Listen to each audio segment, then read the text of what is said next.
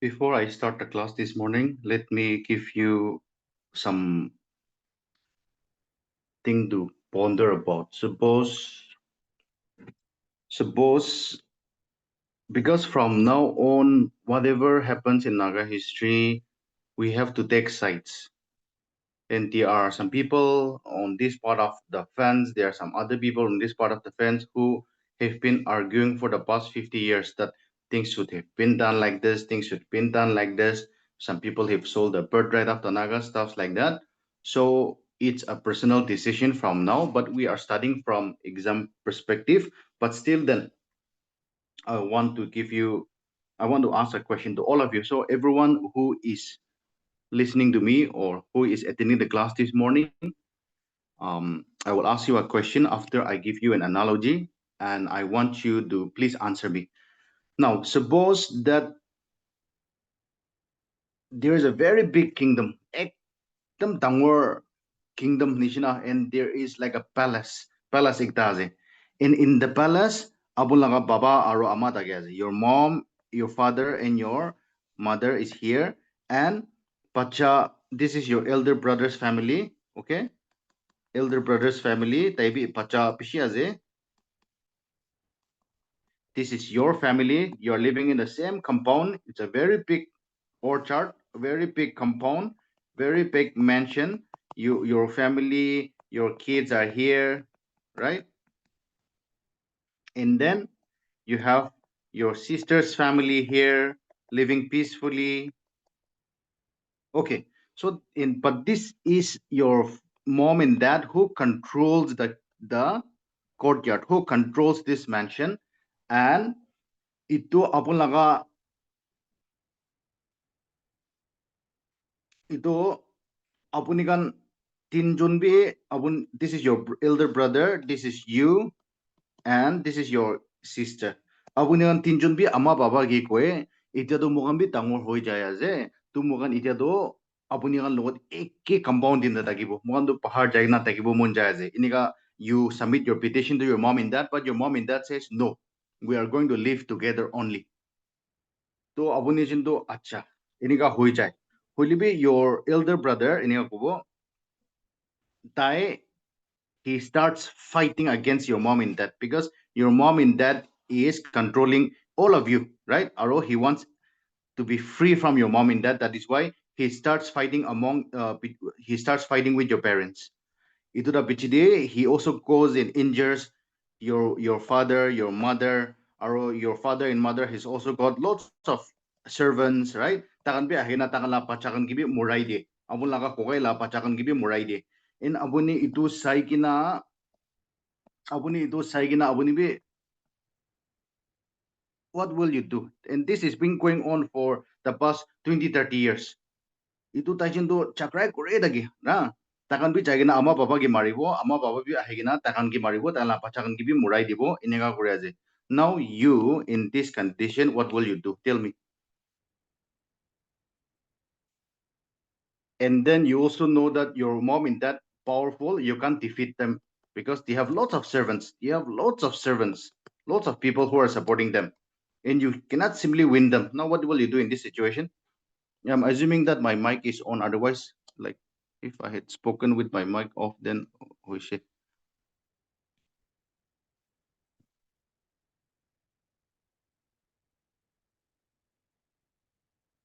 Did you hear what I said?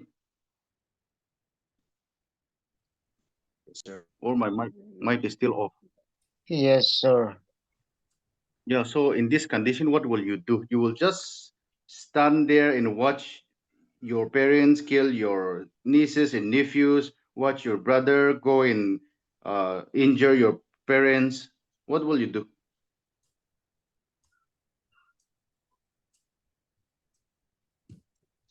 You'll do nothing.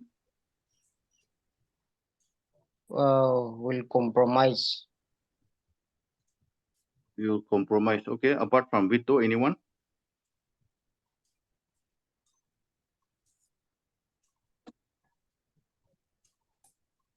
Maintain peace. You make them peace. Okay. Okay. Itu bi ঠিক আছে. Anyone? Poison mom in that food. And your name is dedicated Christian youth. Great.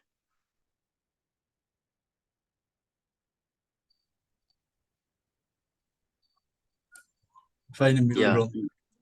you will side with your brother. So here comes the divided opinions in Naga society, right?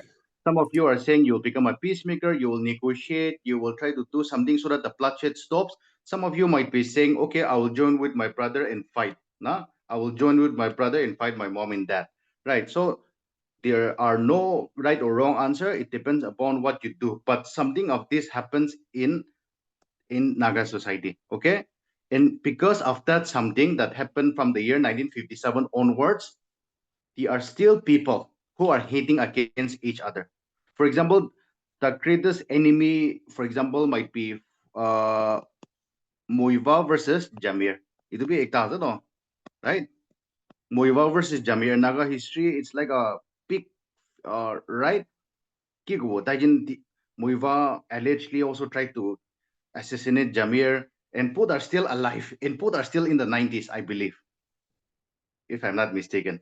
Right. So this also comes from this moral dilemma only. Okay, so now we understand that India under Jawaharlal Nehru will never give sovereignty, will never give independence to Nagas. NNC is hunted like dogs.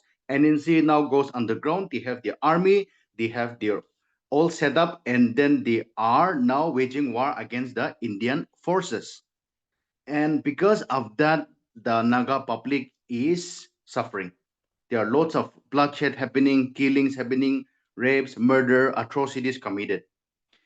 And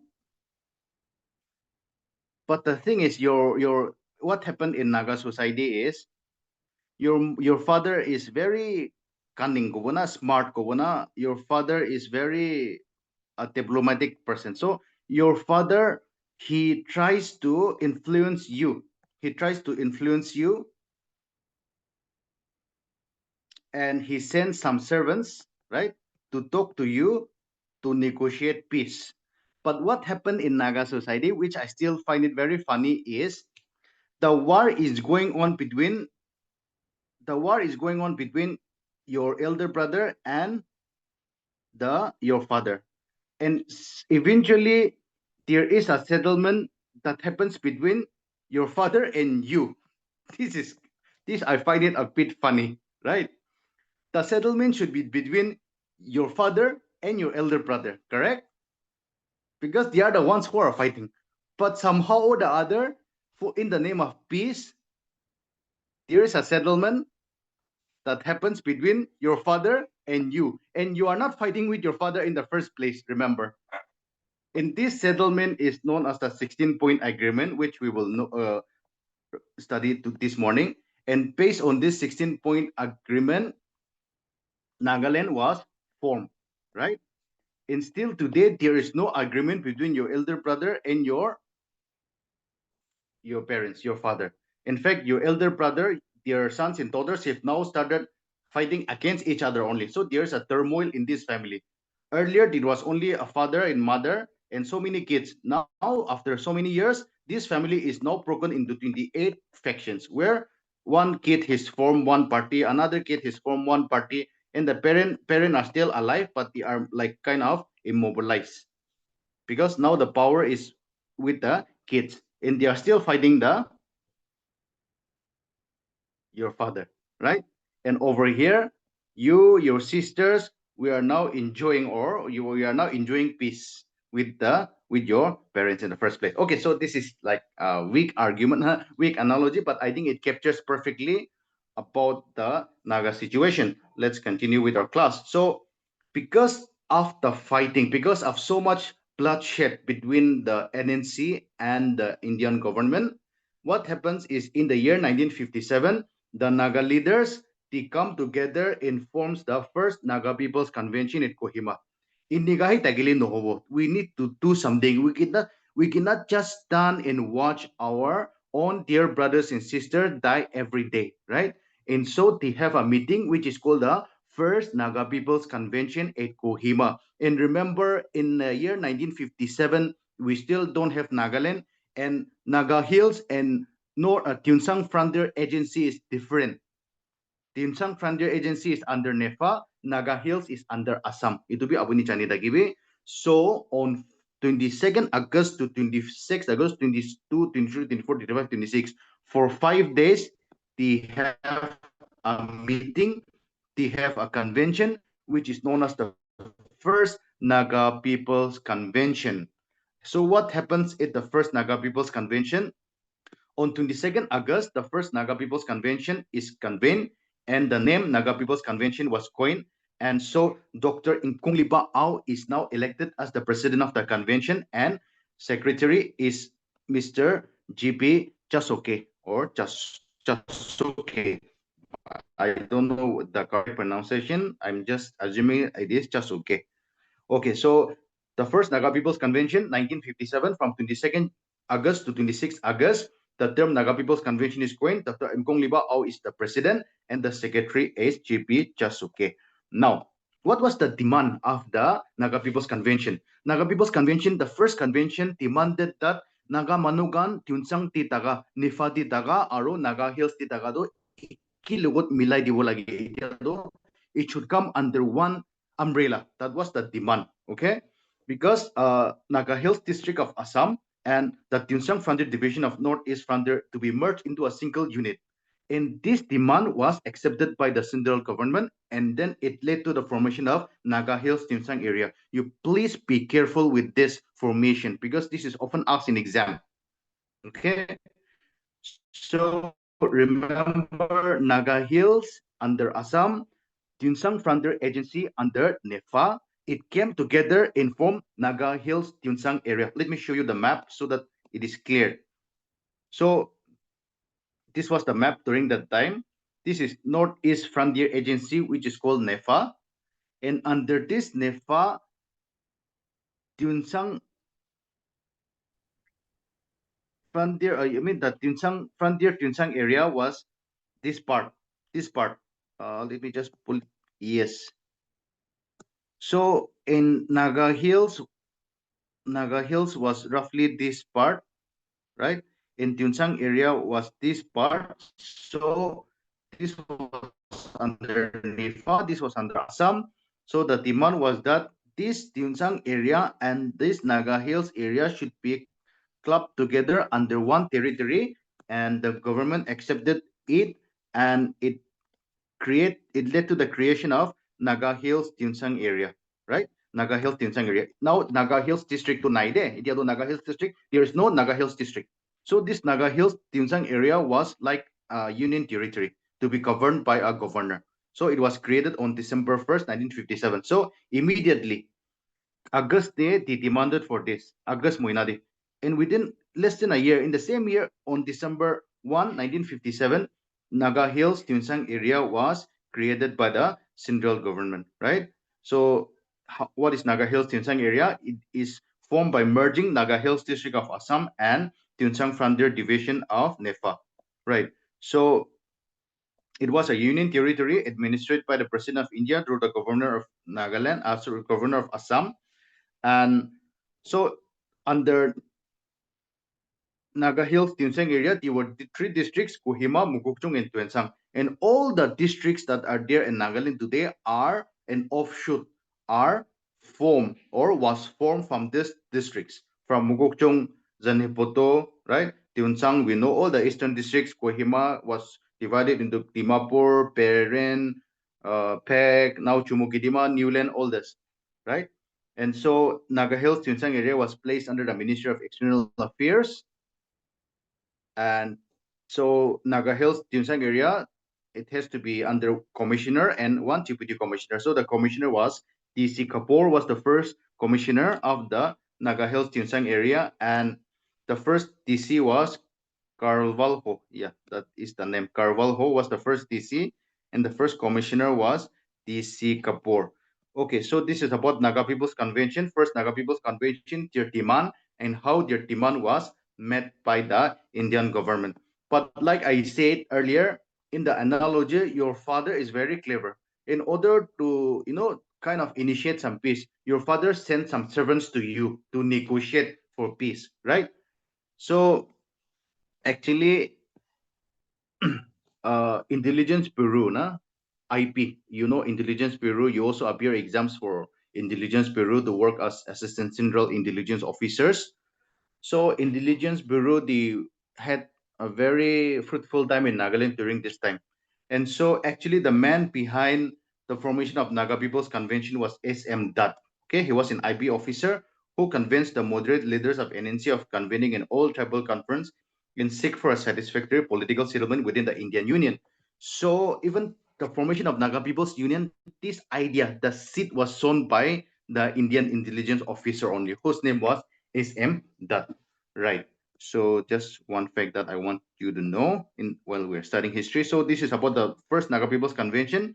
Let's now move on to the second Naga People's Convention that was held the next year. First Naga People's Convention deki Timan Gurse Pailose. Now all the Nagas under Nefa and all the Nagas under Naga Hills are clubbed together and they form a union territory kind of, which is called Naga Hills Tinsang area. They're happy about the result. Now let's come next year. They have the second Naga People's Convention that was held in Ungma village in Mukokchung. It was held from 21st May to 23rd May. And what were the demands during the Naga People's Convention? Let's see. Yes, so during the second Naga People's Convention, a committee was appointed, okay, which was called the license committee. The purpose of the committee was to go and negotiate with the underground leaders, with the NNC leaders for an agreed position. Possibility asina nai. NNC can be key koi. Indian government ka ge larai koi takibo na mukan itiado iko agreed position asina nai. Right? That was the task that was given to the license committee. Okay, and there was also a drafting committee. The drafting committee's work was to draft agreement, right, for the political settlement of the Naga issue. So this drafting committee drafted the 16-point agreement, which was also, which we will learn later on. So the drafting committee was appointed to prepare a plan for the political settlement of the Naga issue, and the license committee was appointed to negotiate with the NNC, that is the underground leaders. Okay, so this is about the second Naga People's Convention that was held where at Ungma village from 21st May to 23rd May. Now, since we are studying history, in 1958, another important landmark event happened, which is the enactment of the Armed Forces Special Powers Act. So it was enacted on September 11, 1958. The Armed Forces Special Powers Act, which gave unlimited powers. It was called Armed Forces Special Powers Assam in Manipur Act 1958. It was enacted on 11 September 1958 to deal with the Naga insurgency in the Assam region, right? So it gave unlimited amount of power to the security forces. And we also remember the Oting massacre, the Oting killings that happened. It is all big armies are all acting on unlimited powers given by this. We all remember the incident that happened in Kohima, right? We all remember the incidents that happened in Mukukchung the year 1994 and so many other incidents. It is all possible because of this act, okay? Which was enacted in Manipur in Assam. Yes, so Armed Forces Special Powers, Assam in Manipur Act 1958. Okay, now let's move on to the third Naga People's Convention, which was held from October 22nd to 26th the next year, which was held at Mukukchung, 1959. So what was the decision that was taken during the third Naga People's Convention held at Mukukchung? So the drafting committee, they came up with a 16-point proposal, and it was placed for approval before the third Naga People's Convention. So the drafting committee drafted all these points, and these points were discussed during the third Naga People's Convention that was held in Mukokchung from 22nd October to 26th October, and this proposal became the 16-point agreement. So some of the proposals included now Itiado Naga Hills Tinsang area will be renamed as Nagaland. Itu bra Itia Ajidak we have Nagaland. We are using Nagaland. So this was a result of the 16-point agreement or the 16-point proposal, which was accepted during the Naga People's Convention, Third Naga People's Convention, and Nagaland to remain under the Ministry of External Affairs, right? So Nagaland will be created and Nagaland will be under the Ministry of External Affairs. I think in 1972, it got transferred to Home Affairs. It was initially it was under External Affairs, right? Okay, so after the formation of Nagaland state, there should be a 3-year interim period. That was also one of the proposal. Interim period means before elections are held, there should be like a caretaker government. Okay, so Dr. Imkung Liba Au was one of the most instrumental figure in the drafting of the 16-point proposal. Now, all these things are happening and some kind of agreement, arrangement is going on with the Indian government, right? So after hearing all this, Fizo, who is in London at this time, he also tries to act. Okay. So what does Fizo? What does Fizo do? In 1960, we know that Fizo has already fled to London, and he's in exile in London. And so, in 26 July 1960, Fizo gets an opportunity to address the world, the world press, okay, in London. So in the press conference, he says that I have come to this country on behalf of the Nagas to tell the people of Britain and through them the people of the whole world of the terrible tragedy that has overtaken our country. This is how he started his statement. And then Fizo also during the press conference he released a booklet called The Fate of the Naga People and Appeal to the World. So some important facts that you might want to remember for your exams in order to bring charges of genocide against India for its crime against the Nagas. So, like I said, no foreign journalists were allowed all the atrocities that were committed in Naga Hills during that time. So Fizo gets an opportunity in London to have a press conference through the newspapers of London, and through that the world might know about the atrocities, about the genocide that was committed against the Naga people by India, right? So Fizo also released a booklet, presented a booklet called "The Fate of the Nagas," Naga people, and appeal to the world. Now, Fizo, Fizo do itu iniga Korea zegona Indian government do huni jaishi, right? So Indian government also very chalak. The after hearing Fizo's development, Indian government also knew that Indian government will be under a huge pressure from the world about the atrocities that were committed. So very quickly, Indian government, what it did was, I have not mentioned in the slide, but they flew, aeroplanes to Dimapur airport very quickly. And then, Naga People's Convention, the Naga members, can leaders, can do so potagana Delhi lo jaiche. Okay. Hearing Fizo's development in London, the Indian government hurriedly flown the members of the Naga People's Convention to Delhi on 26 July 1960. After that, Delhi di lo jaigina, Indian government they just accepted all the demands, and suddenly the Indian government announced to the world that the Indo Naga problem has been solved. Inigo Wijajido. I mean, this is like funny, but this is how it happened. Hearing Fizo's activities in London, his press conference, the Indian government acted like this. They hurriedly flew the NPC leaders, and then things now, because India had to show to the world that there's peace, there's settlement. Okay. So because of this, now let's have a look at the name of the leaders who the Naga People's Convention members that went to Delhi. Dr. Mkong Liba Au, he was there. Chasoke was there. Chupadushi Jamir, he is AC Jamir Godot. This is the full name. Chupadushi Jamir, RC Jidan Jamir, Kelhoshi Sema. I think Kelhoshi Sema, there's one polytechnic na Kelhoshi. I think it is because it is in honor of his name. Kelhoshi Sema, it's Hormolota, Sensi Regma, Lahimong Yumchunger, Lentisi Sangdam, Pouting Bom, Podimo Chakasang, Imti Chupajang, Tangwang Kungyak, Tinuo Liziliang, Tienangami, Sashimern Ao, It's Zupianga, Koripra Chakasang, and Pishulu also. These were the leaders that went to Delhi. And out of all these leaders, Si Jamir is still alive. Okay, so he is the only one who is alive. All have passed away. So these were the Naga People's Convention members that went to Delhi. And then we have the 16-point agreement. Okay, 26 July 1960, 16-point agreement is signed. And because of the 16-point agreement, Nagaland was formed, right?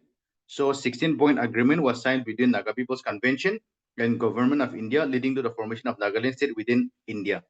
Now, in my earlier analogy, I said that your elder brother is fighting with your father. And you are the one who is entering into an agreement with your father, right? That is something that happened. Not a perfect analogy, but that is why your elder brother was mad. Your elder brother was angry, okay? In which we will learn later on. Because your elder brother is like, I'm the one who is fighting against father. And who are you to enter into an agreement with father? But you also entered into an agreement with father in order to stop the bloodshed, because your elder brother was fighting with your father, and because of that fight, even your kids, even everyone in the compound, everyone, your sister's kids, everyone was getting harassed, everyone was having a tough time. Okay, so there are no right or wrong answers here. Okay, so this is the actual draft of the 16-point agreement. I will share a copy of the 16-point agreement in your WhatsApp group. You go through this. Let's not go through all the 16 points because it will take a lot of our time. See, but just the opening. The territories that were heretofore known as the Naga Hills Tunsang area under the Naga Hills Tinsang Area Act 1957 shall form a state within the Indian Union and hereafter known as Nagaland, right? The Nagaland state shall be under the Ministry of External Affairs of the Government of India, and all these agreements are there. So this is the foundation of the formation of the Nagaland state. So some summary punagna idea ginaze. Some of the features of the 16-point agreement are: number one, the new Naga state, right? It will be called Nagaland. It would come under the Ministry of External Affairs. So there will be a governor who would be the administrative head of Nagaland state. He would be appointed by the President of India, and then there will be a council of ministers with a chief minister, and the council of ministers would advise the governor in carrying out his or administrative duty. 16-point agreement also stated that there will be two Naga representatives to represent the parliament, to represent the Nagas in the Parliament of India, one in the Lok Sabha and one in the Rajya Sabha. So even today, this is not changed. The seat is not increased. Lok Sabha, we have Supungmern. Rajya Sabha, we have Pangun Kungyak, yes. And no act of law affecting the customary laws in the religious and social practices of the Nagas would be passed without the majority of votes of Nagaland Legislative Assembly. So this is nothing but Article 371A, right? Okay. So further, the agreement also called for greater local self-government by imploring the Naga tribes to appoint local bodies to resolve disputes and look into matters regarding the Naga tribes. This was one of the agreement. And so at that time in the year 1960, when the agreement was signed, it was also decided that the governor shall carry on the administration of Tinsang district for a period of 10 years. Because remember, we have only three districts, Mukokchung, Kohima, Tinsang. So as a part of the 16-point agreement, it was decided that since Tinsang area was relatively, I don't want to use the word backward, but relatively not at par with the other districts, it was decided that the governor shall carry on the administration of the Tinsang district for a period of 10 years until such time when the tribes in Tinsang district are capable of shouldering more responsibility of advanced system of administration in other parts of Nagaland. Okay, that was one of the agreement. And a regional council shall be formed for Tinsang district by representatives from all the tribes in Tinsang district. This was also one of the agreement of the 16-point agreement, that there should be a regional council. This council was formed when I was posted in Tinsang. I have also gone through the history of the regional council that was formed the hostels where the members of the regional councils were staying, right? And right now we have a lot of discussion about frontier Nagaland. And so the topic of the regional council that was formed during that time also is very much in the loop. I mean, it's discussed. Okay, so this is about the formation of Nagaland by this through the 16-point agreement. Now, like I said, some Nagas viewed this as viewed the NPC leaders as traitors, NNC leaders, of course. And even I will share this article. It was written by Kaka Hiralo, who is a staunch nationalist.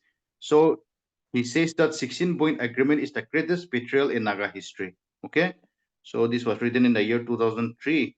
Kaka Hiralo. I will share a link of the article so that you also uh, read and see what his viewpoints are. Okay, now let's come to the formation of the enduring body. Please pay attention to all the details because we expect a lot of questions from this section as well. So formation of enduring body, this is the map of Nagaland as it is known today. This is not updated, so Melur district will be here. What is the meaning of enduring body? Enduring body means a caretaker government before election is held, right? 1964 was the year when the first election was held. So from 1961 till 1964, there should be some kind of a government, right? A state cannot function without a government. So an enduring body was formed. And so let's learn about the enduring body. So as we have learned, Naga Hills Tinsang area was now renamed as Nagaland, and formation of enduring body took place on February 18, 1961. And it was headed by P. Shiluao as the chief executive councillor or the chief minister, right? And Dr. Imgung Libaao as the chairman of the interim body. So for exam point of view, interim body was formed on 18 February 1961. Who was the chairman? Dr. Imgung Libaao. Who was the chief executive councillor or the chief minister? P. Shiluao. So the interim body was to act as the legislature for a period of 3 years. Before election is held, the interim body will be acting like the legislature. So a caretaker government was formed with Pishiluao as the chief executive councillor.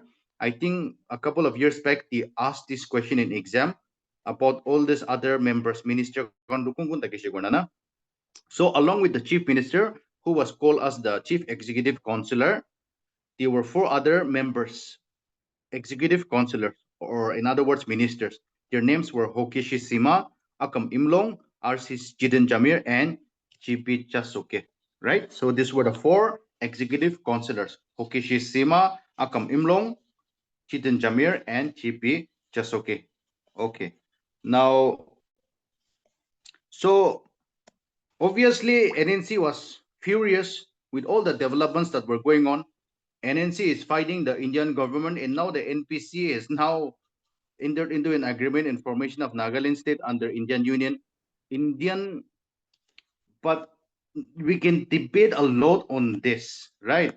But then you see, this is India, this is the NNC, and this is the NPC, and this is Nagaland. So NNC wants complete independence from India, and India is never going to give complete independence, never. NPC, what they tried was, so many bloodshed happening, we cannot allow this anymore, so let's negotiate with India and we form Nagaland state, but with certain rights. That is why Article 371A was given to Nagaland, and we with some sort of autonomy. And that is how Nagaland state was created, but NNC was furious, stating that NPC leaders, they have sold the birthright of the Nagas by forming Nagaland state. Okay, so what happens is the NNC condemned the acts, the formation of the state, the political agreement carried out by the Naga People's Convention, telling that they have sold the rights of the Nagas. And as a result, Dr. Mkong Libaao, who was one of the instrumental figures of the NPC, he was assassinated on 20th August 1961 but he did not die that day. I have also read his accounts how he was he was a medical doctor, so he had a clinic in Mokokchung, and that very day, as he was going from his clinic to his home for lunch break, into police point also there, Mokokchung there, the he was shot. Okay, and then he was taken to the Assam Rifles Hospital, something like that. And then a couple of days later, he passed away on 2nd August 1961. So the NNC leaders are now going to assassinate the NPC leaders. Okay, so after he passed away, DN Angami was selected as the chairman of the interim body. Okay, so how the Nagaland state was created? What were the technicalities involved? Let's learn about this. So in order to create, from your your college political science classes, that in order to form a state, there should be bills passed in the parliament, there should be acts passed in the parliament. So the 13th Constituent Assembly Bill and Nagaland Bill were introduced in the parliament on 21st August 1962 by the Prime Minister Nehru. Excuse me. So these were adopted by the Lok Sabha on 29 August 1962 and approved by the Rajya Sabha on this next week, 3rd September 1962. So the bills, okay, constitution to amend guru lagi na, itu pra constituent amendment bill. Itu amend gura pichide Nagaland bill. Matlab a bill becomes a law only after this process. Nagaland bill is the bill that was introduced in the parliament. So these were introduced on 21st August and it was passed adopted by Lok Sabha on 29 August. It was sent to Rajya Sabha, accepted on 3rd September 1962, and then after it from Rajya Sabha, it will go to the president, right? So the bill received the assent. The assent means the approval of the president of India on 4th September 1962, thereby becoming the State of Nagaland Act 1962. Okay, so this is the procedure involved in becoming in creation of Nagaland state. Okay, so like I said, Jawahar Nehru to ahibuli no Nagaland. So he did not come. So on the official inauguration, 1st December 1963, who comes? Can somebody tell me? Itu monopun aje. Dr. Radhakrishna. Yes, Dr. Radhakrishnan. And there is a beautiful song about Dr. Radhakrishnan, sung by one Manipuri fellow, I think, on Teachers' Day. Not beautiful, but I mean, it's a very catchy song. If you come across in WhatsApp, Yes. I think Teachers' Day is Yes, sir. celebrated on his birthday, right? Vito, I think you're a good singer. Do you know the song? Have you No, heard of the sir. song? You have not heard of the No. song. You should search this song in YouTube about Dr. Radhakrishnan. Teachers' Day is celebrated because of Dr. Radhakrishnan. It's he's playing with a guitar. You should definitely try to learn the song on Teachers' Day because Teachers' Day is also coming, right? Next month. Okay, so Dr. Radhakrishnan, who was the president of India, so he comes for the state inauguration, 1st December 1963, Dr. S. Radhakrishnan. So Nagaland becomes a full-fledged state under the Indian Union, the 16th state of India, by Article 371A of the Constitution of India, and placed under the external affairs of the state. That is why, Ido Nagaland state formation Gurabe, we had a certain autonomy earlier because Article 371A was given, where our rights, our custom, culture, everything was protected. And not only that, India, Nagaland was placed under external affairs. And remember, external affairs is only for foreign countries, right? External affairs. So we were given a lot of privileges during that time. Later on, more fighting happened, and then all this were taken away. Right. So at the time of the inauguration of state, there were three districts, namely Kohima, Mukokchung, and Tuensang. Right. So, like I said, all the present districts were carved out of Kohima. Kohima, the present Dimapur, Peren, all that. Tuensang, the whole eastern districts, Mukokchung, Ukaz, and Hipoto, I believe. Yes. Now, let's learn a little bit about the first general elections. We will learn about all the elections from 1964 to 2023 in a separate class, but I will tell a little about the first general elections. Okay, why? we will have a separate class on elections, because if you analyze question papers, they are also asking questions on elections. I think last year they asked questions how many non-Nagas have been elected in Nagaland Legislative Assembly so far, and it is a very difficult question because from 1964 to 2023, kiman non-Naga elect Croatia. So unless we have all the records, how will we know how many non-Nagas were elected, right? But you would be surprised to know that from the very first election, 1964 onwards, there were two non-Nagas who were elected. Two non-Nagas were elected from the first general election, which we will learn now. Okay, so January 10 is the first general election of Nagaland state. And before that, elections were held for how many seats? The present seat is 60, we know. Today, Mugandu 60 seats karne election is held, right? But during the first general election, can somebody tell me for how many seats elections were held? 46. 46, that is, I mean, technically not right, but that is 46 is the important number. But if the question is for how many seats elections were held, the answer is not 46, but 46. Yes, it was held for 40, right? And from where the 6 came, tell me? Rinsan. Because, yes, remember, as per the formation of the Nagaland State 16-point agreement, Tunsang Regional Council, there will be no elections there. Okay? Tunsang Regional Council, they will just send representatives. So the total seats 46. Out of that, 40 were to be elected from various parts of Nagaland. Only Tunsang area brother, there will be 6 representatives.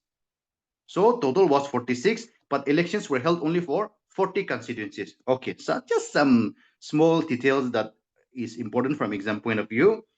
The first general elections were held in January 10, 1964 to elect members of the 40 constituencies of Nagaland. Okay, so now if you read history, Sri A. Kivichusa, okay, he was a close aide. He was supporting the NNC and Fizo Laga, right? So he formed the first political party, Kivichu Sabore, first political party formed Kresde. In the name of the party is called Democratic Front. So Huilibi, at this time, there is also the interim body, Pishilu Ao, Hokeshi Sima, Akam Imlong, Itukondo, they are already serving as the ministers, right? So after looking at this, we don't know. We need to do more research. We don't know what was the aim of Kivichusa. Maybe he was planning to bring Fizo. We don't know, right? But he formed the first political party, which was the Democratic Front. But the interim cabinet means it already caretaker government kan asido. He also formed a counter political organization, which was called the Nationalist Party. Today we have NPF, today we have NNTTB, right? Earlier, the first political party was called Democratic Front, which was formed by A. Kivichusa, and another party was formed by the members of the interim cabinet called the Nationalist Party. Huilibi, in the first general elections, technically, I'm saying technically, they all fought as independent candidates because none of the parties were registered with the election commission at that time. So even though they had formed the political party, they had to be registered with the poll panel, right? They had to be registered with the election commission. All this paperwork and technicalities takes time, and they were late because of this. And so, yes, I got a message that my internet is not stable. So can you please confirm and tell me whether I'm audible? Yes, sir. Yes, Oh, you are okay. audible. Okay, thank you. I don't know, maybe my computer is telling me to stop the class or what. Yeah, okay. Right. Yeah. So what I was saying was, even though they had formed a party and the candidates were fighting, it was Democratic Front versus Nationalist Party, ground dito. But technically,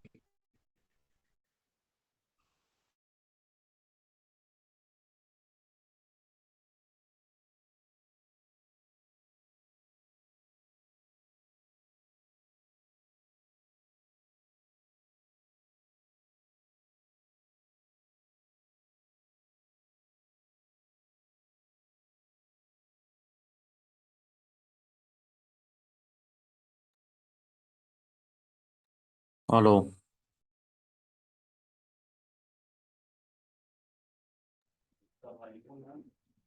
What happened?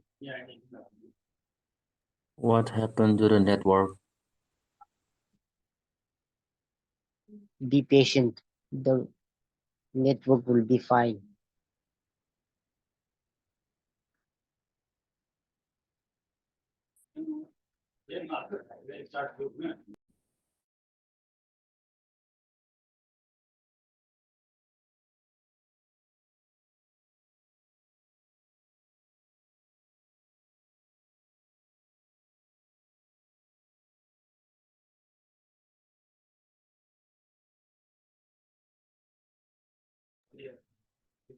What happened? I hope sir didn't run away.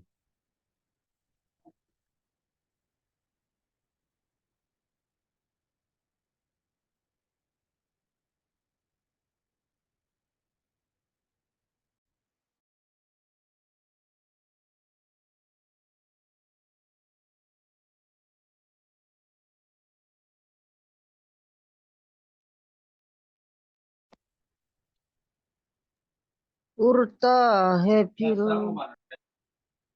Okay, so I am facing some network issues. Please just wait for some time. While I try to fix the problem.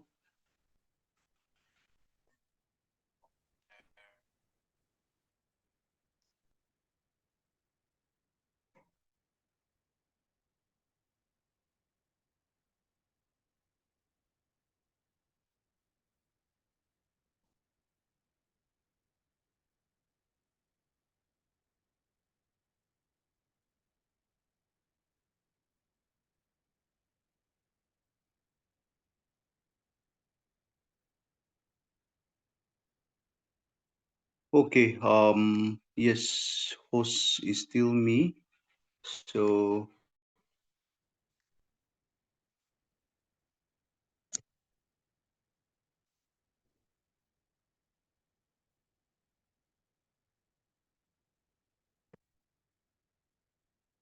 right. So can you confirm whether you can hear me?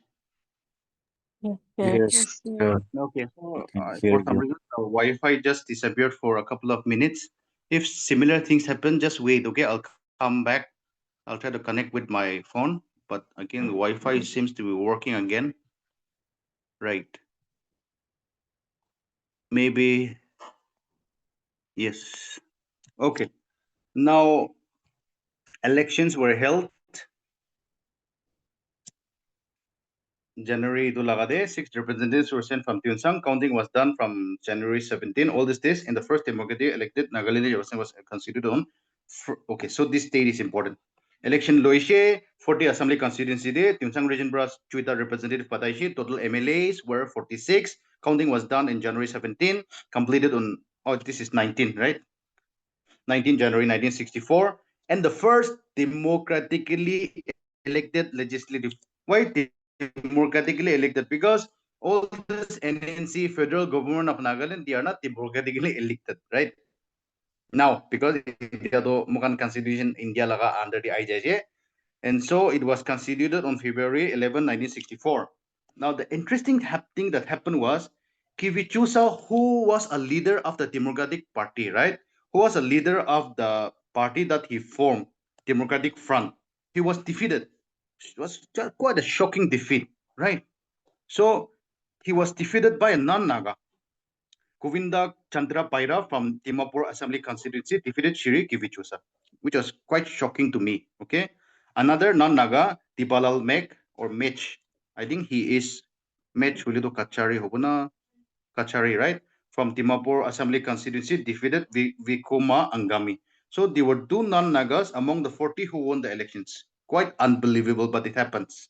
Even in the next elections, there will be so many non-Nagas who will be elected in the 1969 elections. Okay. So the two non-Nagas who were elected in the first general elections were number one, Govinda Chandra Paira from Dimapur, also Tibalal Mek from or Tibalal Mech from Dimapur. Both the first one defeated Kivichusa, the second one defeated Vikoma. And Pishulo Ao, who was also the chief executive councillor in the interim government, he was elected as the first chief minister of Nagaland. Okay, so that is about the first election of Nagaland. Now, even after the formation of the Nagaland state, there is no peace because NNC is not simply going to sit and watch. NNC is now going to kill not only the Indian army, it's not only to attack on Indians, but they are also going to kill and attack the the NPC leaders in the present government. You've already learned how Imkung Libao is already shot and assassinated, and there are subsequent attacks on Hokishishima also, right? And so many attacks happen. So there is no peace in Nagaland.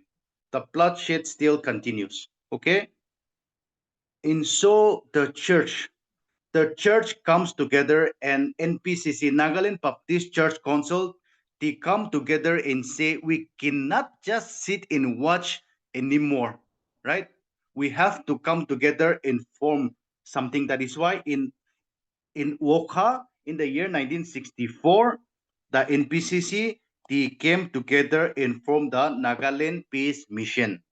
Again, important topic for exam. There was a convention in Wokha. February 2 to 4 day convention in NPCC laga. Okay, this convention was attended by more than 5,000 people from various Naga tribes. And during the convention, they passed a resolution that we need to become a peacemaker, right? We need to become a mediator. We need to bring peace between the Indian government and the NNC underground government, right? And so NPCC formed the Nagaland Peace Mission, very often asked in exam who were the members of the Nagaland Peace Mission. There were three non-Nagas. Number one, Jaya Prakash Narayan. He was a respected Indian freedom fighter.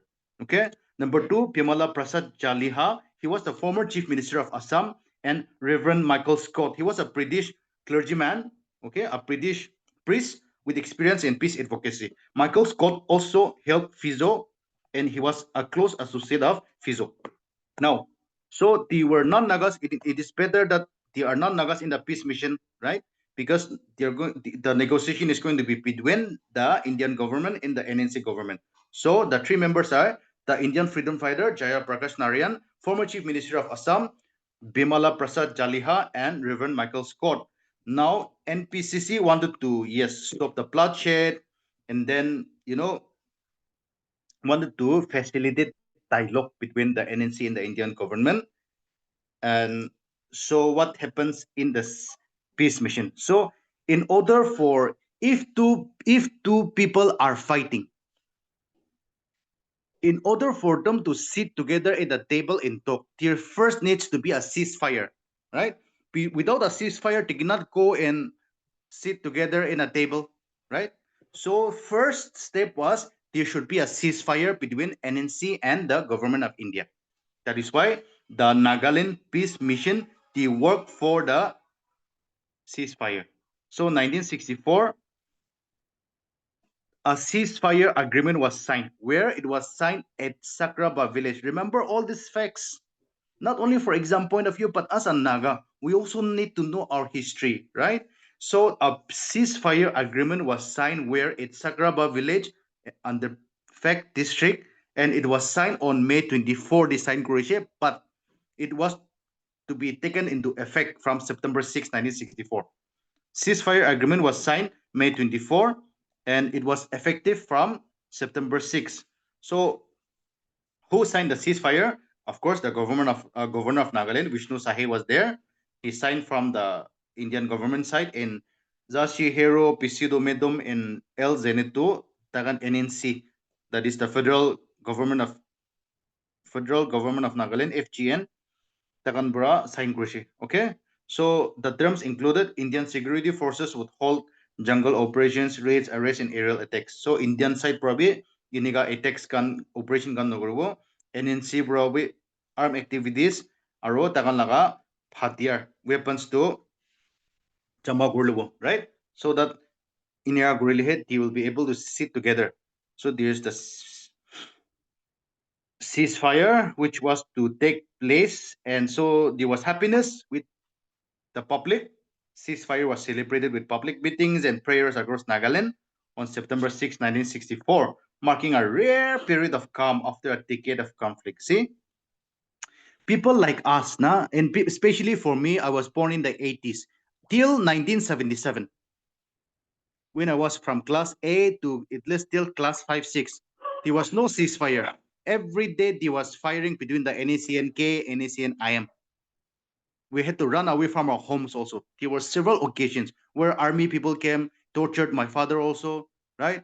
When we had to run from one place to another because we were living in mud houses at that time. So we used to go in search of rich people's house made of RCC so that the bullets will not penetrate the buildings and we would be safe. So I remember so many occasions when, you know, we heard gunshots. For most of you who were born after 1997, you don't know this. You have not encountered first-hand experience. So while explaining all this, you might not, feel to the pinch. Oh, what is what? But for me, who have experienced all this, okay, and many, many, many experiences, because the place next to our house was a hub for NACNK in Mokokchung.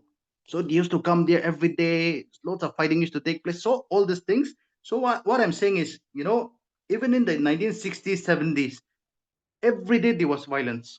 And so this ceasefire was like a breath of fresh air, okay, after so many decades of conflict. Okay, so now let's go to the details. After the ceasefire was signed from September 23, 1964 to April 1965. September, October, November, December, January, February, March, April. So for 8 months, peace talks were held. Now, where were they held? Chedemade, Aro, Kansade. The peace talks were held and involving the Nagaland Peace Mission. So NNC representatives can be Aishe, Indian officials can be Aishe, right? They were working for ceasefire and broader peace. 1966, 67, Itiado, the talks continued, okay? Talks continued in a sense. The NNC is also asking for sovereignty, right? Peace হয়ে যাবে যদি, ceasefire হয়ে যাবে যদি, there should be some agreement, right? There should be some agreement between the government and the NNC. So after talking for several months in Chedema, in Kensa, now the talks were escalated to a higher level, moving to New Delhi. So in the first round, by February 1966, NNC was led by Isaac Chishisu, which we will also learn in detail because along with Moiva, he will now form the NACN IM, right? I stands for Isaac. And after that, 5 more rounds occurred between January 17, 1966 and October 6, 1977, involving Prime Minister Indira Gandhi and NNC leaders. So from 1965, 66, 67, there are several talks, not only in Nagaland, but also in Delhi with the Prime Minister Indira Gandhi and NNC leaders. But what was the result of all these negotiations? What was the result of all these peace talks?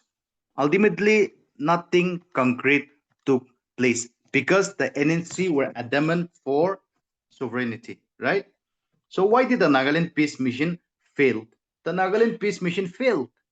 After several talks, after 3 years of peace talks, negotiations, it failed because the NNC demanded complete independence and India was never, never, never going to give sovereignty to Nagaland. Indian government only was willing to give autonomy within India. Okay? So just like in the earlier analogy, your elder brother wants to move out of the compound and live on his own. Your father is saying, no, I will never allow that. You can live within the compound, but I will give you certain rights. But that was not agreed by your elder brother. So this fundamental disagreement could not be breached. The NNC was also not willing to compromise. Indian government was also not willing to compromise. So the peace mission failed. By 1967, the peace mission was abandoned as the talks collapsed and violence resumed. Very sad. After 3 years of peace, there was no agreement. The talks collapsed and violence resumed in Nagaland. So the ceasefire officially ended in August 1972. when India launched a major counter-insurgency operation after accusing the NNC leaders of violations. So nothing happened. Iman kuda kurina. And in 1972, Indian government also decides to move the in Nagaland from external affairs to home affairs, right? So this is about the Nagaland peace mission. And so this is I've made a summary of the Nagaland peace mission. Very quickly, let's go through. So how did the Nagaland peace mission came into being? It was a result of the NBCC convention that was held in Woka. And so by early 1964, the peace mission members, Nagaland peace mission members, the three non-Nagas, they start contacting the Indian government and NNC leaders. The ceasefire agreement is signed in Sakraba, May 24, September 6. Ceasefire takes effect, holding hostilities, and from September 1964, April 1965, talks are held in Chedima in Kansa. The next year onwards, talks are held in New Delhi with Indira Gandhi. 1967, peace mission abandoned. 1972, ceasefire is now over. Violence resumes, and we'll come to this Shillong occurred later. Okay. Now, Nagaland peace mission is a failure. After 1972, there is more violence. Okay. In 1972, Nagaland was shifted from Ministry of External Affairs to Home Ministry. So every time we hear in the news, we are talking about Amit Shah because he is the Home Minister, right? Amit Shah war ki kuishe, Amit Shah war ki kuishe. Because Itiado Nagaland do Home Affairs and Amit Shah is the Home Minister. If Nagaland was still under External Affairs, itu ko na say Jaya Shankar Kodaguri Daka, because he is the External Affairs Minister, right? So 1972 is the year when Nagaland is shifted from Home Affairs to External Affairs to Home Affairs. But bloodshed continues. 72 more bloodshed. 73 more bloodshed. The church leaders, the Christians, they cannot stand this and they need peace. And so there's one more attempt to form peace. Okay, and that is the formation of Nagaland Peace Council. Don't get confused between the first one, Nagaland Peace Mission, and Naga Peace Councils. Those separate things. And this man played an instrumental role in the formation of Naga Peace Council. His name was Longri. He was the first missionary to the Kongyak Nagas. And 1974 is the formation of the Naga Peace Council. So the Nagaland Peace Council or Naga Peace Council was formed in 1974 under the leadership of Longri Ao, also known as Men of Peace, and other church leaders. So after the dissolution of the peace mission led by Reverend Michael Scott and Jaya Prakash Narayan and the former Chief Minister of Assam, the NPC, that is the Nagaland Peace Council, played a crucial role in reviving peace talks. And because of the Nagaland Peace Council, they were able to bring the NNC leaders again, and which ultimately led to the Shillong Accord of 1975. Okay, so this initiative demonstrates the significant role of church leadership in Nagaland Naga peace process. So the church also tried their best. After the failure of the peace mission, they formed the Nagaland Peace Council, and they tried to talk with the NNC leaders, and ultimately there was an accord. The NNC leaders agreed. Okay, there's a controversy regarding all this. We will come to this, but at least something happened out of this, which is known the Shillong Accord of 1975. Right. So what led to the Shillong Accord? So by 1975, the NNC was also fractured, tired, fighting the Naga, fighting the Indian army for so long. So there were military operations, insurgency operations conducted by the Indian government, conducted by the Indian army. And so the NNC was also demoralized, right? And by this time, even China hits. I will come to this when we discuss about Moiva in Isaac. But even initially, China was helping.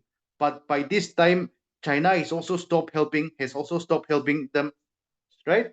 So the Indian government was also keen to, stop the insurgency. So it initiated talks through the intermediaries, that is the church, which formed the Nagaland Peace Council, a group of church leaders advocating for peace. So the dire situation in the Naga hills in Nagaland, like the starving villagers, imprisoned fighters, in a stalemated war, push some NNC leaders towards compromise. Okay, some, not all, some NNC leaders. So the condition was not good. Villagers were starving. They could not go and cultivate paddy in the fields. They were all living in fear. And NNC was also now demoralized. Help was not coming from China.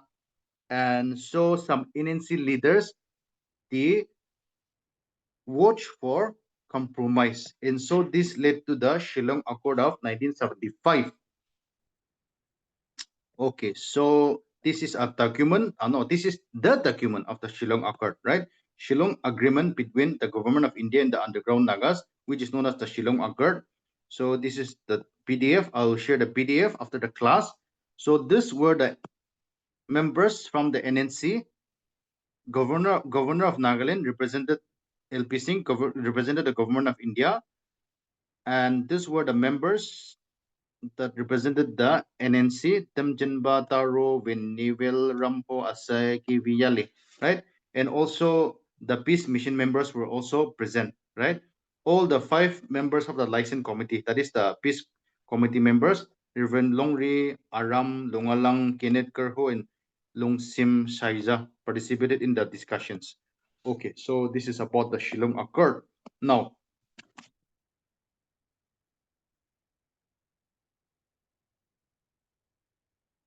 let's learn in some more detail about the Shillong Accord. When was it signed? November 11, 1975.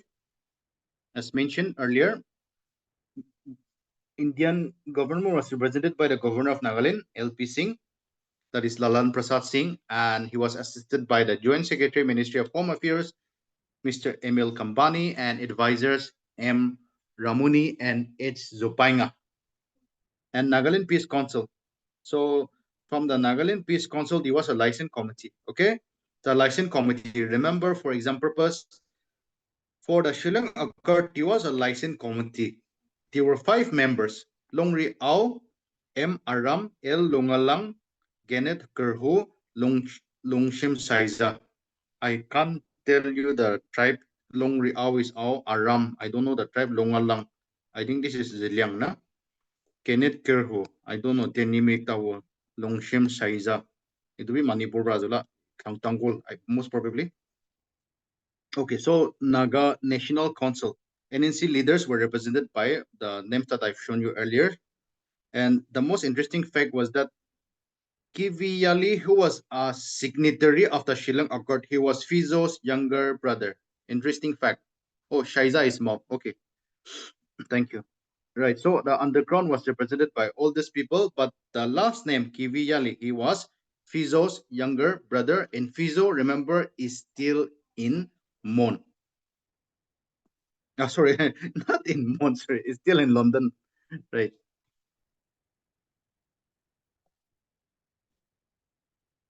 So what were the agreement of the Shillong Accord? So the outcome of all the discussion were compiled into a 3-point agreement, right? That ultimately came to be known as the Shillong Accord. The first agreement was this: the representatives of the underground organization conveyed the decision of their own violation to accept without condition the Constitution of India. This is such a big statement. Such a big statement. NNC have been fighting since 1946 for sovereignty, for independence, and all of a sudden, accept without condition the Constitution of India. So this was such a big statement, big agreement.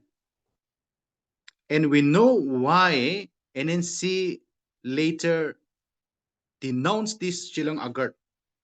Moiva also denounced it. Isaac Kaplang, they all denounced the Accord, right? But the leaders who represented the NNC, they signed in the document saying that they will accept of their own volition. Kunrabi force Kuranai, Chupursi Kuranai, they accept without condition the Constitution of India. Number 1, big words. Number 2, it was agreed that arms, underground Lukotaka arms too, would be brought out and deposited at appointed places, right? Details for giving effect to this agreement will be worked out between them and representatives of the government, the security forces, and the members of the licensing committee. Another big statement coming out in number 2 is Pitur Manu Lukotaka arms Hatiagan Sopto collect Korina peace camp Gandhi Rakidiwo. Where underground Manuan Ido Achagowo. The arms that they have collected from Burma, China, I don't know, from Pakistan maybe. Were they ready to simply surrender like this? Number 3, it was agreed that the representatives of the underground organization should have reasonable time to formulate other issues for discussion of final settlement. So, number 3, Dido, more talks will be held and reasonable time will be given. But even for me, who is sitting in 2025 and imagining the situation in 1975, statement number 1 and 2 is like quite big. And that is the reason why many NNC leaders did denounce this agreement, right?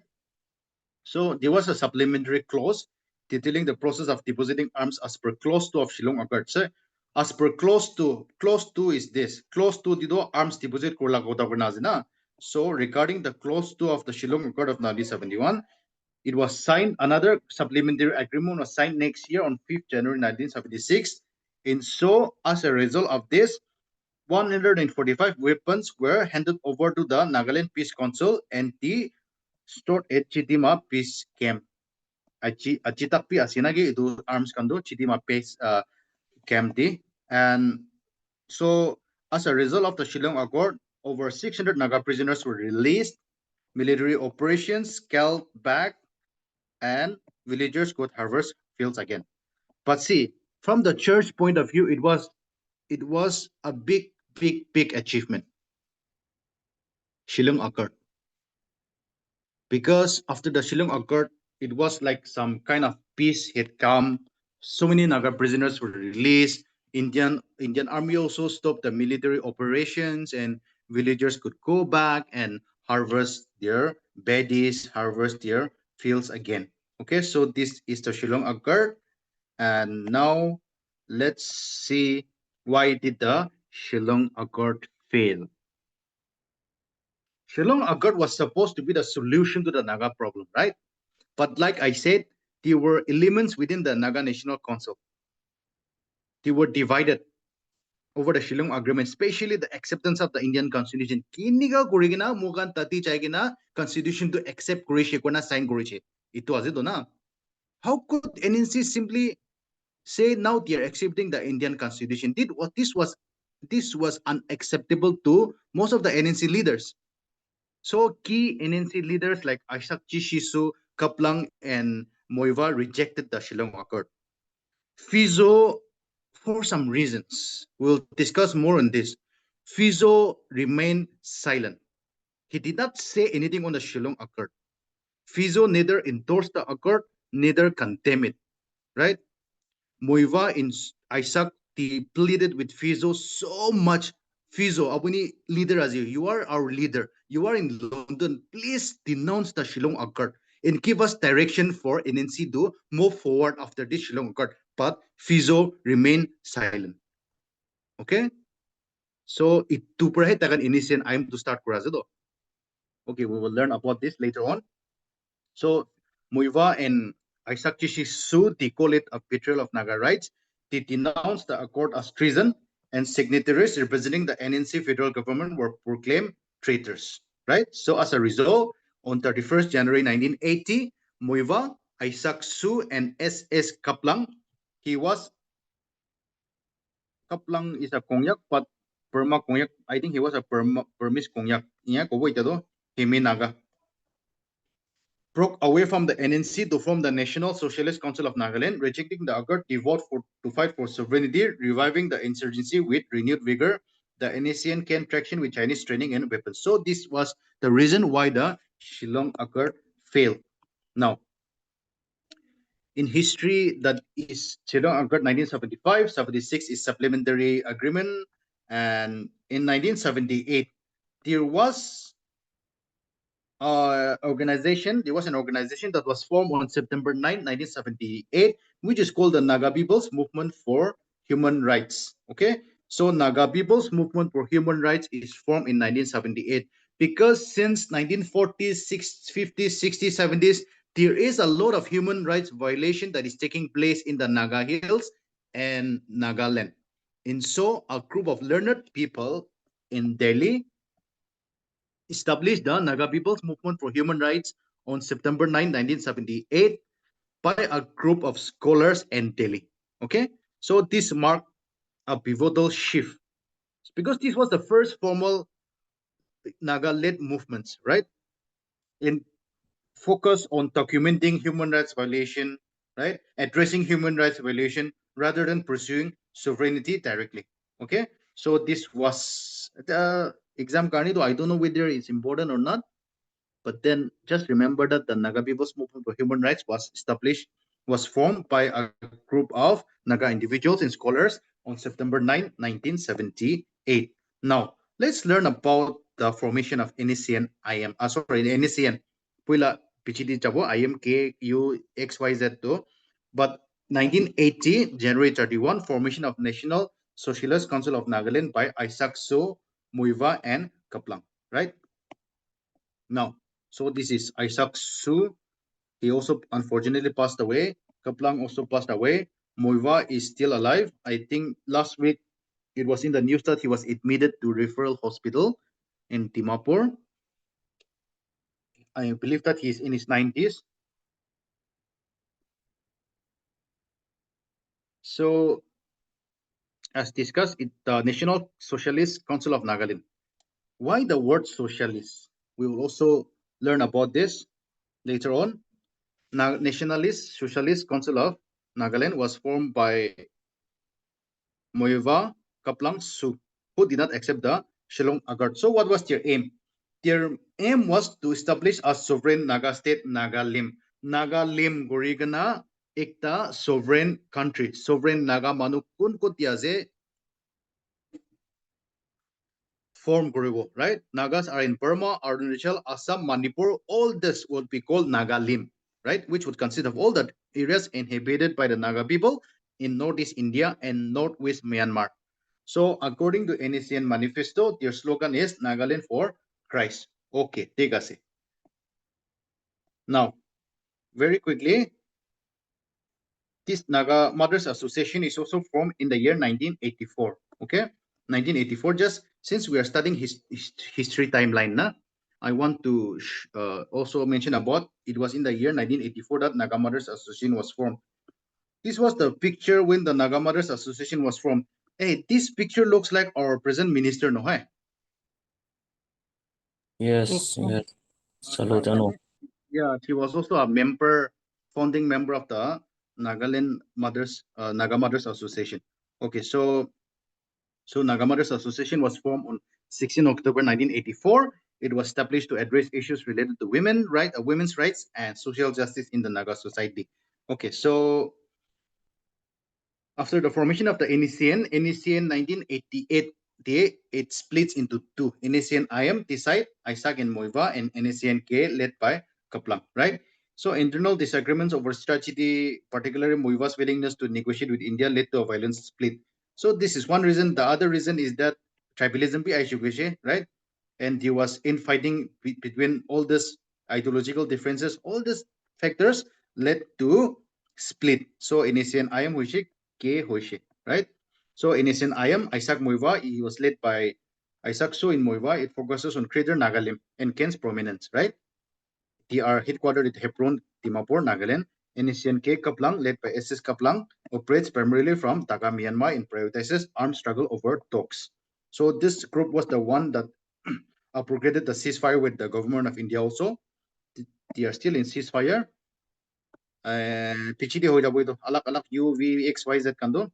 So after this, so like I said, I experienced a lot of insurgency fighting when I was a kid. And I grew up in the 1980s and I grew up in the 1990s. So 1988. So 1988 in Asian IM ROK to split हो जाए and Now instead of fighting India, they are fighting against each other. Early 1990s too. And we witnessed a lot of fighting when growing up in Mukukchung. Mukukchung was a hub for NACNK. And I am Kanbi Tageshe. Every day they would be firing, there would be gunshots, right? Okay, so this was the time. Now the split triggers brutal interfactional clashes, weakening the movement and complicating peace efforts. Okay.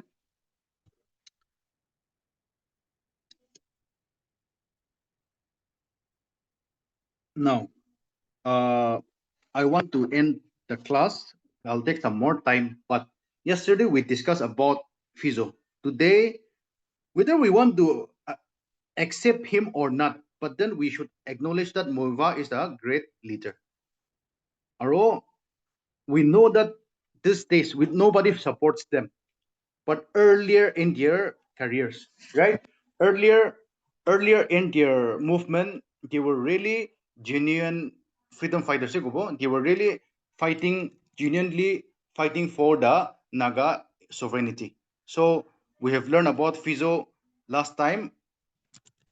So now let's learn about the life story of Moiva a little bit. Okay, so I'll give you a little history of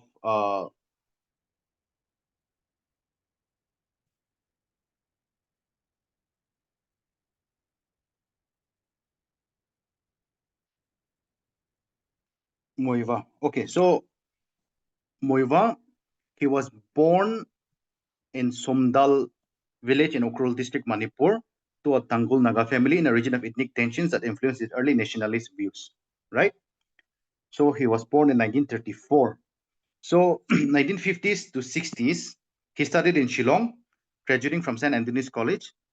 So while in Shillong, as a student in Shillong, he was a staunch nationalist.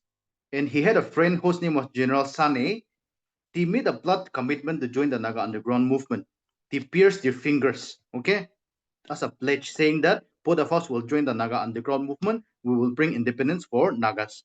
So after graduation, General Sani, he joined the underground after college and waited for Moiva to join. But Moiva said, I want to pursue more studies. And so he pursued political science in Kohati.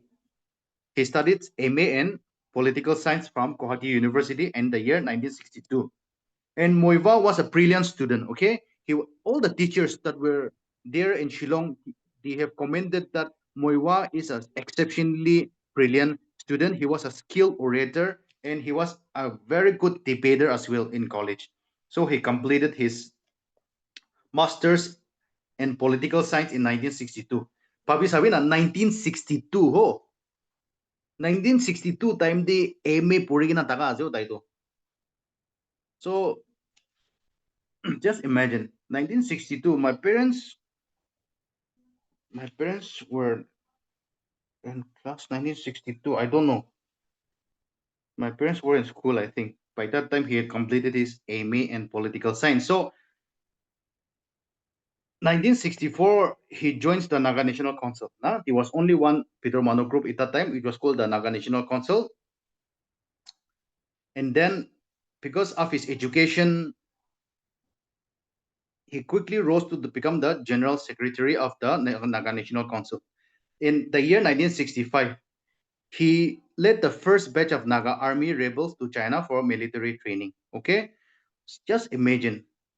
Ting bura jaisho, Naga Hills bura, Nagaland bura, Burma di Ting di Chagina, the reach Yunnan in China, right? And they established contact with the Chinese government, and the military Chinese government gave military training in aids to the Naga army rebels, Aru Moivado, Beijing de Jaishe, right? To build political connections with Chinese officials. In 1968, Isaac Chishibura, Aro Naga rebels kan China di Anishi Tengbura Piraseta Kanido. So while going through this history, I know that at this time they were genuinely fighting for our Naga cause. Okay, so he joins NAC in 1964 as a young man. 1965, he leads the Naga army rebel to China. Tengbura Jaigana, Taji training Roshi. He goes to Beijing, establishes political connections with the Chinese. In 1968, his friend Isaac Chishi Su brings the second batch of Naga rebels to China for training. Right. So after having established, so this is the sad part. Another sad part in Naga history is after having established very strong political connections with China, the Chinese government agreed. And Chinese government said to Moiva, Apunikan laga President Fizo, who is still in London, Fizo ge ahibi gobi na Beijing de, right? Fizo ge Beijing de ahibi gobi, China de ahibi gobi, aro China de pohigina apuni government do run korbi, and we will help you in your goshi Moiva gina. So Moiva and Isaac the cable Fizo. In Fizo, after hearing about the Chinese government help and about the willingness, Fizo expressed happiness about the progress, but Fizo never came. Right? Maybe Fizo scholars are saying that maybe Fizo was afraid that if they take the Chinese government help 100%, then Nagaland would become a communist country. Maybe he was concerned. But after waiting for Fizo to come to China to lead the NNC, but Fizo never sent any message. Fizo never came. So deeply hurt by this. Number one is Moiva after doing Isaac and Moiva after doing all the negotiations after establishing connection with the Chinese government saying they will give full support, telling Fizo to come to Beijing and establish the NNC headquarters there. Fizo did not come. Moiva and Isaac were definitely hurt. Number one. So by 1970s, they came back from China and established a base in Burma. Okay, so they continued their guerrilla operations against Indian forces while growing disillusion with the NNC moderates. Right. So by 1975, you know that the Shillong Accord was signed and they accepted the Indian Constitution. So Moiva was so angry with this. Moiva requested Fizo to publicly reject the accord. Right? Fizo, as the president of the NNC, if Fizo rejects the NNC, the Shillong Accord, then NNC will reject Hoishinega Hojabo. So Moiva was requesting Fizo, please pura Shillong Accord to Abola Mok pura reject Korea Zegona Kubina. But Fizo never said anything. Fizo remained silent from London. And then after that, Shillong Accord to Huijaishe, most of the some of the NNC leaders they had surrendered to the government. Pondupi Dishi, peace came the Dagi Dishi, right? Now, during this juncture, Moiva and Isaac they pleaded with Fizo for direction of NNC post the accord. But again, they received no response. So Pichidihe, it was only during the 1980 that NNC officially denounced the accord, but it was too late, leading to irreversible splits. Itu aja split kurado. It's not that they wanted power, like I'm saying, they were genuinely fighting for Naga sovereignty, for our independence. So after all these things happened, after sacrifices in China and no requesting Fizu to condemn the accord, nothing happened. So Fizo, Moiva, Isaac, and Kaplang, they decided to form the new government, right? And Moiva, while he was in Shillong, he was also heavily influenced by the Marxist ideology, communist. In Shillong, he was called the Naga Mao Zedong. And while he was in China, he might have also indirectly received such education in communism. Right. So January 30, 1980 is the date where I said the initiation is formed. And Moiva is also ini Timak Tagamano, no? So after formation of the NSCN, he knows that he is from Manipur and Nagaland. Maybe he thought that his leadership will not be accepted. So he appoints Isaac Su as president. Sabi, the president of NSCN was not Moiva. It was Isaac. He was a Sumi Naga, and Kaplang, he was the vice president. And Moiva was just the general secretary, right? Even till today, he is just the general secretary, but we all know that he is the brain behind this organization, right? Okay. So After the formation of NECN, he led another group of about 200 Naga rebels to China for training. Wilibi idu time dido disaster struck. Okay, there was no food, shortage of water, starvation, sickness. So China no bungjigina tagan wapas aijashi. Right? Now, when China learned of NECN's formation and internal fighting from the NNC, they stopped all support to the Naga movement. So China be realized crucially ke China's plan was that Nagaland do ikta communist nishina punai di wenega papa do na. Believe Nagas were also not accepting it, and it was now further split within the NNC. So China also said, "We will not help you anymore." Right. So 1980s faced several assassination attempts and coup plots within the NSCN, often linked to tribal rivalries and ideological pursuits. So Muiwa was also saved miraculously in multiple instances, which bolsters his legendary status among his followers. That is what happened in 1980s, 1998. There is a split in NSCN IM and NSCN K, right? 1980s, 90s, he directed NSCN IM's armed struggle, right? But he was not successful. So eventually in 1997, which we'll learn tomorrow, there was a ceasefire between NSCN IM and the government of India. And so early 2000, he used to travel a lot in foreign countries. In 2000, he was arrested in Bangkok, Thailand on charges of traveling with fake passport. Not very important, but just because I'm telling you about his biography. And a significant event that happened in August 3, 2015 is signed the framework agreement with the Indian government under PM Modi, recognizing the unique history and position of the Nagas with provisions of shared sovereignty. So full implementation remains stalled of 2025. 2025 tak itu 2015 design 10 years later. And you know na Arin Ravi, who was there during the framework agreement signing, he said in a news channel just 2 days back, itu framework agreement to ekta page asi tadi iku nai gwa Arin Ravi do. It is just a framework. I'm sure you must have seen that clip in WhatsApp. Okay, Yes. so Yes. right, so 2000 till today. So continues as NSM General Secretary, based in Camp Hebron near Dimapur, Nagaland. So at the age of 91, I thought it is 91, so 92 and 92. He remains a pivotal figure in Naga nationalism. Right, so that is about Muiva. Now from tomorrow, we will learn about the splits, the fighting. Tomorrow, let's try to finish the history class because we have other topics to study also. Moiva only promoted Tangos. Hey, don't it's just personal comments. No, it's okay. I mean, actually, though, Nagaland is so divided. Everyone has their own opinions. But initially, I agree that everyone is fighting. Is there any agreement within Naga Hills and Eastern Frontier Division to form an HTA?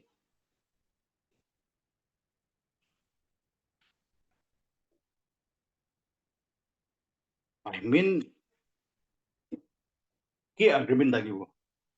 Tinsang Gando, Tinsang Frontier Division di tagi siya under NHTA. Naga Hill was under Assam. So the NPC leaders requested the government, Nagas, we want to live together as one. Inuga were now form Guraze, right? So I don't know, though maybe Tinsang Frontier Division di China do request to Kurana wala mukan wala heavy Granado. We don't know about that. Who gave their headquarters at Hebron? Okay, so Hebron do after 1997 ceasefire na. 1997 the ceasefire between NSN IM and NSN Nagaland central government of India. There was a ceasefire in 1997, and so after that they choose Hebron as their location, right? So it is from the Bible. Kun bradishi tagan ge itu alak itu bradishi ni kado nohe. So tagan bra itu choose kurazi that we will camp here, that we will stay here, right? And this will be our headquarter. Okay. Because they thought that maybe this was a strategic place. Okay. Okay, so this is about Naga. What if Nagaland never came out of would things be somewhat with the external affairs?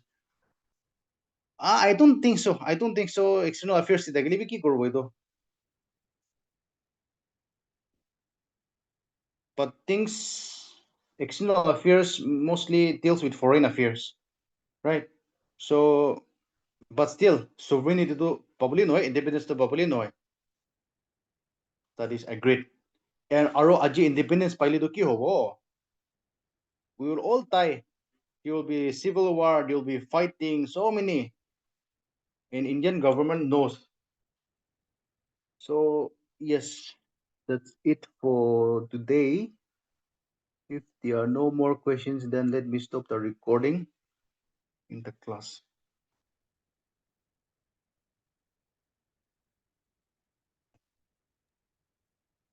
Thank you, sir. Okay, then that's it for today. Okay, let's meet tomorrow and let's wrap up Thank you. history. Thank you. Yes. Thank you, sir. Thank you, sir. Thank you, sir.